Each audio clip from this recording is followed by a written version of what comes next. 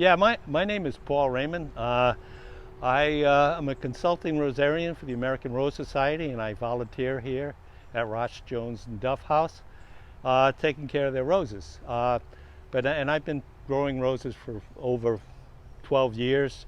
And if you really want to learn a lot about roses, join your local rose society. Thank you. Okay, what we're about to demonstrate today is taking a cutting of rose to propagate it. Now, cutting is one of the three ways that roses come into being and that we see. There are advantages of cuttings and advantages to the other methods. One, the old style was by hybridizing, getting the stamen and pistil and putting them together and getting the seeds and planting the seeds. And that takes time, and it's very iffy. You don't know for sure what you're going to get. You don't know if a rose has been propagated by a bee or something else. The two methods commercially available are the cuttings, which we will do, and grafting. And now grafting has its advantages.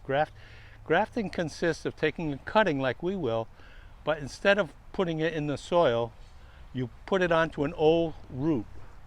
Not an old root, but a root that's specifically bred to be good for roses. And the advantage of that is that you get disease resistance in the roots. You have 2 or 3 different kinds of roots that are now commercially available, and they all have specific disease resistance. And people will say that, that's a better method.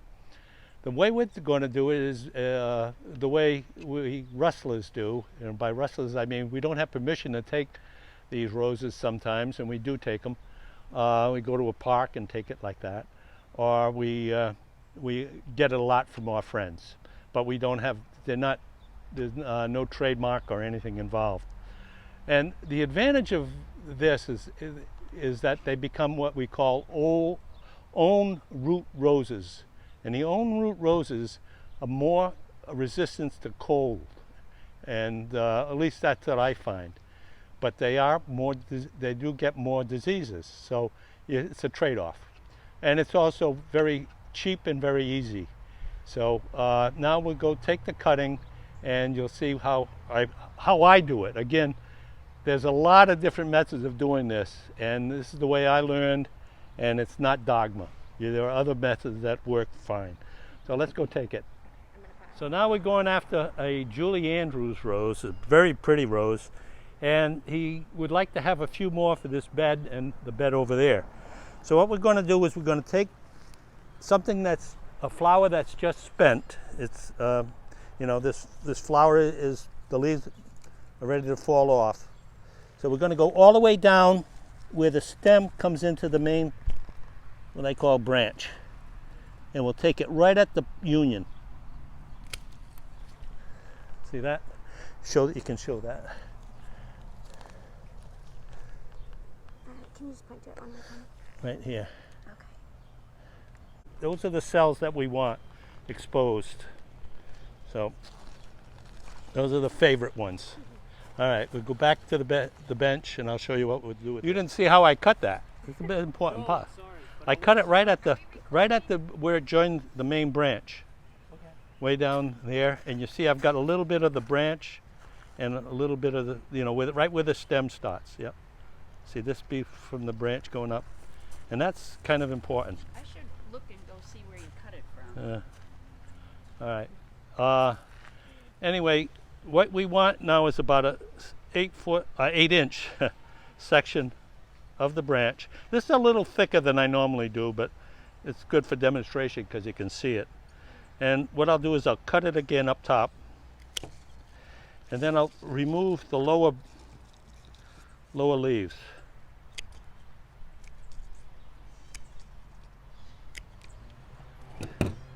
Now I'll take my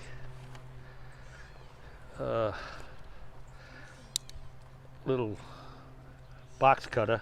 It's not a box cutter, but it's like that. And I'll just rough up one side take the cambium layer off of the branch in right at the base. Not a lot. You don't really need to do that. A lot of people don't even do that at all. And I'll take this thing off here. Okay.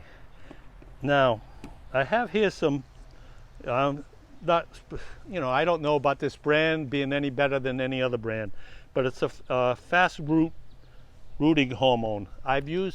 This is a powdered form. It comes in gel form, and I've used gel form the last 2 times. I thought I'd try it this way this time. Okay, so you get the plant, and you stick it in water for a couple of seconds while you fill up your pot with the soil. Now this is regular potting soil that I've added a little perlite. You can show the perlite right there to it. And the perlite's added so like that the soil is a little more porous. It won't get as dense as it could get. So the roots will have a better chance of going through it. And then we'll pack it down just slightly.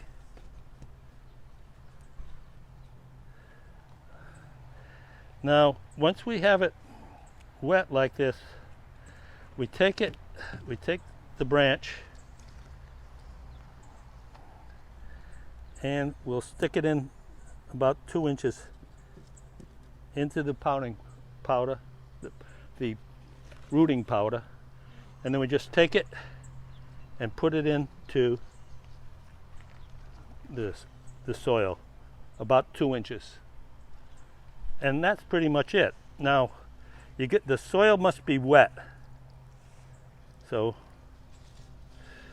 and that's the key part of this whole thing is humidity for both the plant and the thing. Now I like to, and this is the way I learned, and it works very well. You just take this whole thing and you put it inside of a branch. Now these leaves are a little too long, but you leave a couple on.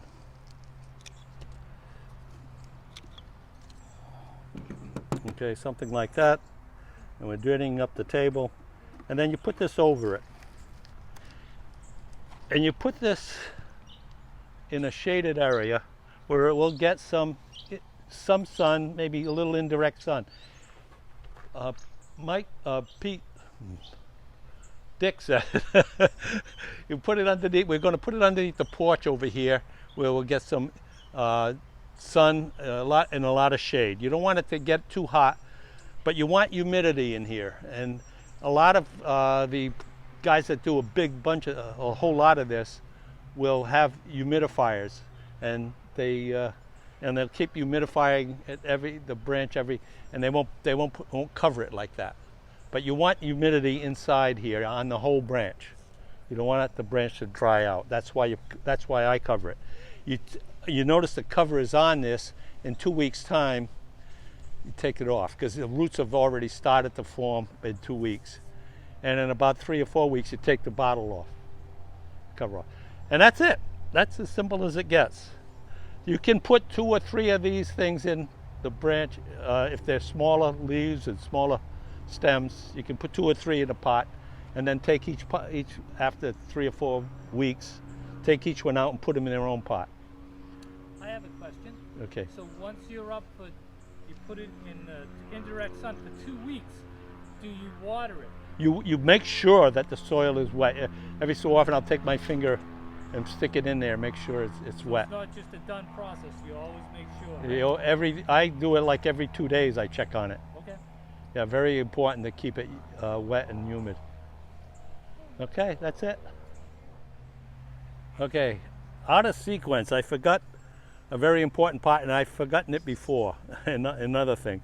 But you have to label these things because you'll be taking samples all throughout, and you should label them right away. So I got a little plastic thing here with a marker. It's kind of like this is Julie Andrews.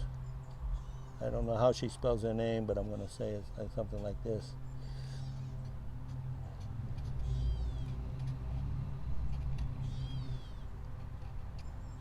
And that's it. You just put it in with the